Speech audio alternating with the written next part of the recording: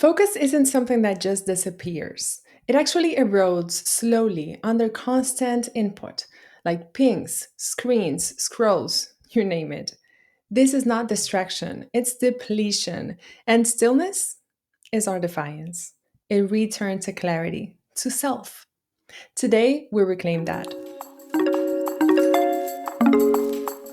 Welcome to the HAUS podcast, your go to space where design, cognitive sciences, well being, and business come together. I'm your host, Monica Costa, and today you're tuning into a well being capsule where we slow down, reconnect, and explore science backed insights to support your everyday life. This podcast is powered by HAUS, born from its mission to guide designers in creating spaces for well being grounded in cognitive sciences principles. Let's dive in.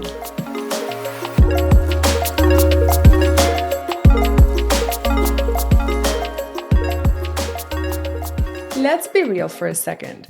Our brains have been fried more times than we care to admit. And honestly, it's because they're constantly on. One tab open for work, another for research, two for social media, and about 10 for everything we're supposed to get to. And the truth is that we don't even notice how much noise we have normalized until stillness feels uncomfortable. And the worst part of this all is that many end up thinking that they're just bad at focusing or that they're broken somehow. But I've come to realize it's not about willpower or anything else. It's basically about rhythm, the rhythm of our nervous system, of our breath, of our days. And when that rhythm gets hijacked by constant stimulation, everything else just starts slipping from our fingertips. Focus, presence, connection. I'm right in the middle of this search myself, learning how to live from a place of awareness. And lately, I've been learning that stillness doesn't just happen, and especially nowadays when we're constantly bombarded with tons of things at the same time. You have to go looking for it. You have to want it. You have to be willing to return to yourself, to remember that you live in a body that wasn't made to seek stillness, but to dwell in it. And stimulation was just meant to be another variable, not a baseline. And that's sad when I think of it from the lens of our human design. The body we inhabit is constantly searching for homeostasis, for balance, for stability, for regulation. That's what we all crave. And yet, we, humans, have let our egos take the wheel. We ignore that intrinsic need, and instead, we give ourselves what we think and assume that is important. Led by what? By constant and ephemeral stimulation. But we're confused. It's not the most important thing, it's just the most urgent. Urgent to please the boss, urgent to put out fires, urgent to prove that we have. And meanwhile, what truly matters, ourselves, gets pushed aside. And that stillness we long for, we ignore it until sometimes it's too late. I'm saying this with an open heart, the same way I'm bringing you this episode, with the hope that you'll pause and realize there's more than the deadlines, more than the feed. It's taken me time to see this, and I know I still have a long way to go. But for a while now, I've been rebuilding my focus, deliberately, gently, and with science as my guide. And what I've discovered so far is that stillness is not a break from life. It's actually where life feels like yours again. And in this episode, I want to take you inside that realization and the neuroscience behind it. And I really hope it finally clicks for you. Let's challenge a myth right from the start. We are productive in overstimulated environments. Well, let me tell you, we think that because we feel that we're doing something important simply because we're busy, because we're toggling tabs and answering emails and scrolling through content that feels urgent, but that is not essential at all. But neuroscience tells us a very different story because what we're actually doing is never giving our brain the chance to drop into deeper, slower states of attention and instead staying in a kind of hypervigilant shallowness that looks like focus but isn't. Actually, research from Stanford and MIT has shown that multitasking reduces cognitive performance by up to 40%. And let me tell you, it's not just that we're distracted, it's that the brain is forced into a state of constant attentional switching, which not only fragments memory consolidation, but also leads to what's called attention residue, where your cognitive energy stays stuck in the previous task long after you've moved to the next one. And it gets worse because this is not just about scrolling Instagram or checking Slack too often. Neuroscientist Daniel Levitin describes this toggling as neurologically expensive. Every time we switch tasks, even mentally, our prefrontal cortex burns through glucose and oxygen, which means we literally run out of fuel to think clearly. And when your prefrontal cortex gets tired, there's a lot of things that slip. You lose your ability to prioritize, you lose focus, you lose your ability to make good decisions and to say no. In other words, you're just draining your brain's fuel very fast. And actually, Levitin compares it to constantly waking up your phone. Every mental switch uses energy, and over time, it leads to neural fatigue. In fact, a widely cited study by Rock and Schwartz found that this kind of chronic digital distraction can drop your cognitive performance by 10 IQ points, the same as pulling an all nighter. And that's something you sometimes don't even notice when it happens because the erosion of attention is slow and silent. So, if you've ever felt like your brain is frayed at the edges, like you're constantly catching up or never arriving, it might mean that your brain needs a break. So, what does this actually look like in real life? It's when you find yourself saying yes to things that you don't mean to, reacting quickly but not intentionally, or when you're like jumping from one thing to the next without really arriving anywhere. It's when your actions are no longer led by reflection but by urgency, by momentum, or by default. You're still moving, but you're not steering. And the thing is that when we're overstimulated for long enough, the nervous system enters a state of chronic sympathetic dominance, meaning it's constantly primed to assess threat, which in our modern world means scanning for the next ping or the next request or the next update. And over time, this suppresses the parasympathetic system, especially the vagus nerve, which is crucial for calm, regulation, and sense of internal safety. So, what do we do? Here's the answer neuroscience is offering more and more clearly. We do not push through it. We pause. A meta analysis in psychology of music found something really interesting. In some cases, just 2 minutes of silence leads to greater neurological relaxation than even listening to relaxing music. Yes, your brain may prefer silence over ambient playlists when it comes to actual recovery.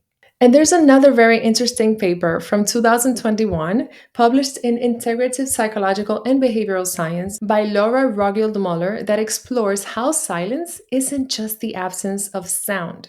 Her research shows that when things get quiet, our brain starts to organize itself. We begin to process emotions and thoughts that we usually push aside when we're busy or distracted. This means that silence gives the brain space to sort things out. It helps us reconnect with what's happening inside. So, our thoughts, feelings, and memories that we didn't even realize were there. And when you think about it, how often do we avoid silence just because we're not used to being with ourselves? But maybe that's exactly where we need to start. I mean, even just 10 minutes of eyes closed stillness, no app, no guide, no guided meditation or breath work. This can help restore depleted attention, especially when you've been exposed to heavy screen time or digital noise.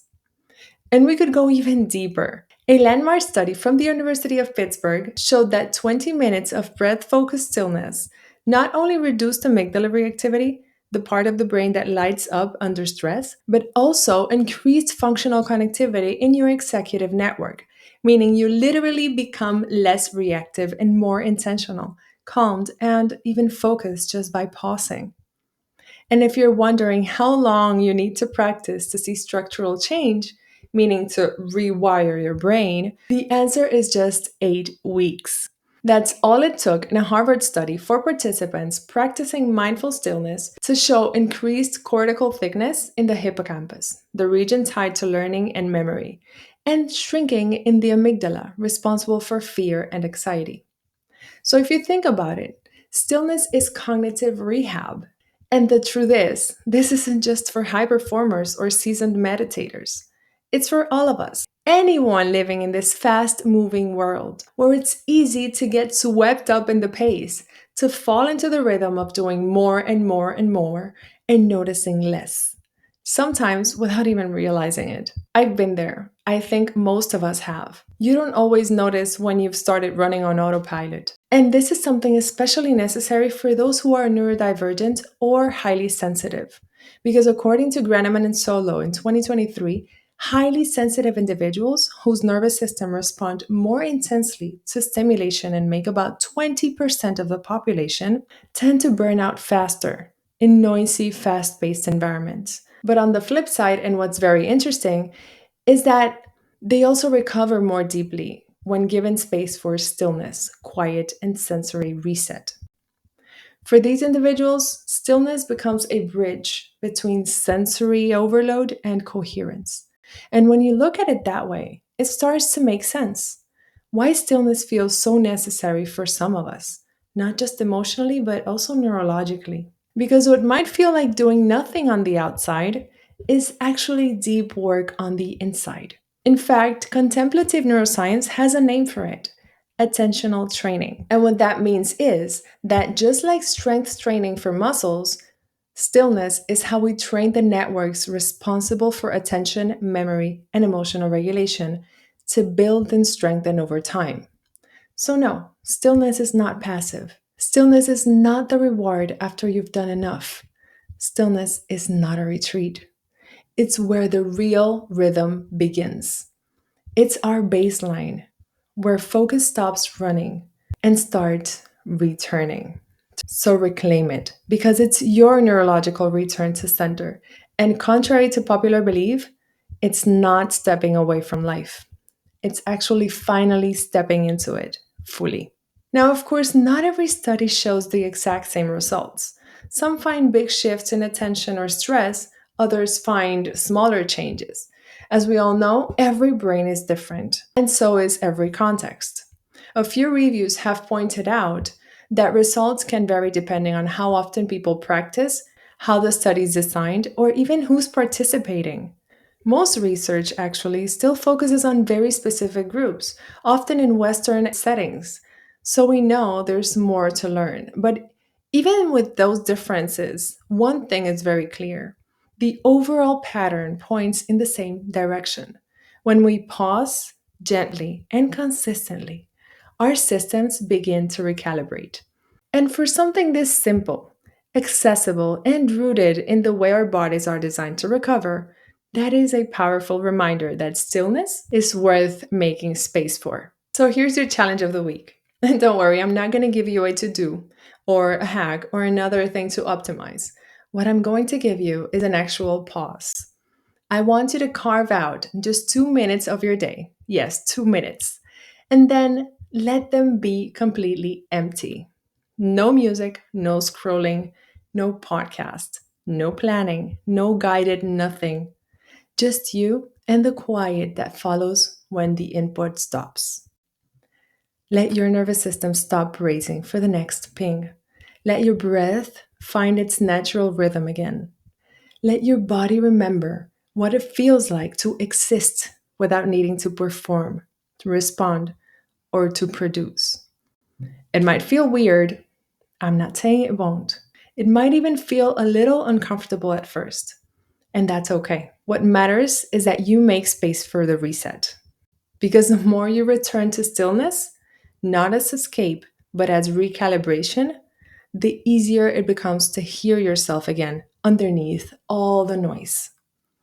And eventually, those 2 minutes might turn into 5 or 10 or something less measurable, but more meaningful.